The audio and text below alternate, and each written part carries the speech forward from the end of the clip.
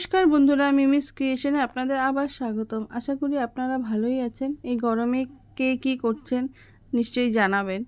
আমার তো অবস্থা খুবই খারাপ, আর ঘরে থেকে কি রান্না করব কি খাবো কিছু ভালোও লাগে না এই গরমের মধ্যে।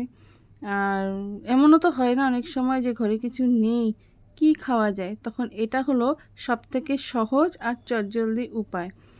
আপনারা এটা বানিয়ে দেখতে পারেন, খুবই টেস্টি হয় একদম। মানে এক থাল ভাত এটা দিয়ে খেয়ে নিতে পারবেন।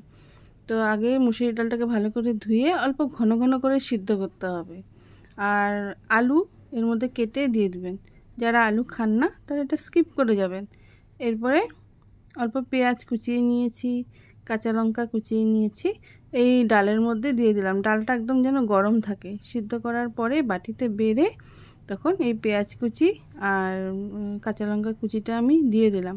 লবণ কিন্তু আমি ডাল সিদ্ধ করার সময় দিয়েছিলাম, এই জন্য এখন আর দিলাম না। একদম পরিমাণ মতো লবণ হয়েছিল। তো এটাকে ভালো করে মিশিয়ে দিলাম। মিশিয়ে অল্প সরষের তেল আমি দিয়ে দিব। সরষের তেল দিলে গন্ধটা খুব সুন্দর হয়, আর সিদ্ধ টিদ্ধর মধ্যে সরষের তেল খুব যায়।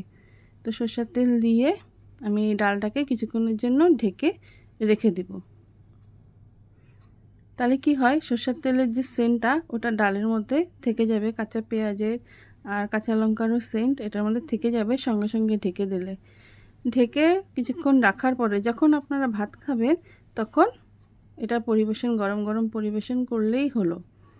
আর গরম ভাতের সাথে এই মুসুরির ডাল সিদ্ধ অসাধারণ লাগে। আশা করি আপনাদেরও ভালো লেগেছে। আর আমার ভিডিওটা কেমন লাগলো লাইক শেয়ার কমেন্ট অবশ্যই করবেন, আর আমার চ্যানেলটাকে সাবস্ক্রাইব করবেন।